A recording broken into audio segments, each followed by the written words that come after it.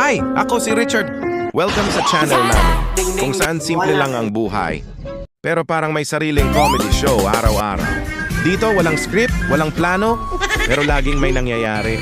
Minsan okay, minsan sablay, pero laging may tawa. Kung mahilig ka sa pagkain, sakto ka dito. Kasi kami hindi lang kumakain, lumalaban kami sa kanin. Yung tipong isang plato lang dapat. Pero biglang, teka lang, parang kulang pa.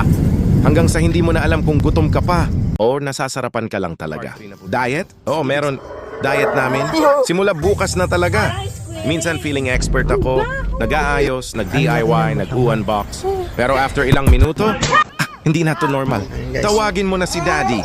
Minsan naman, sinusubukan namin yung mga viral trends.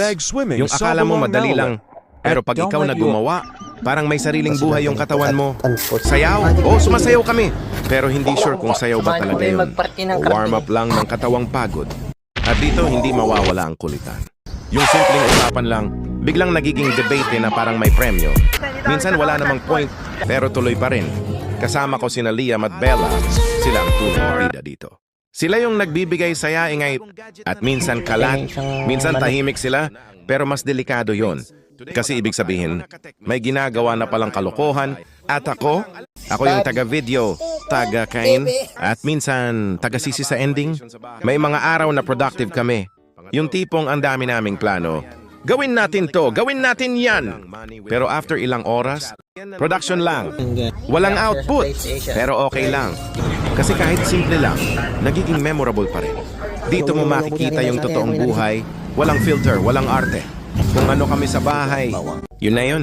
Kung gusto mo ng perfect na content, ay hindi dito. Pero kung gusto mo ng totoo, yung kahit simpleng araw nagiging masaya, sakto ka dito. Kaya samahan mo kami sa pagkain, kulitan at kalokohan na minsan kahit kami hindi alam kung bakit namin ginagawa. Dahil sa huli, hindi kailangan perpekto ang buhay. Basta may kasama ka, may tawa, at may kwento. Panalo na.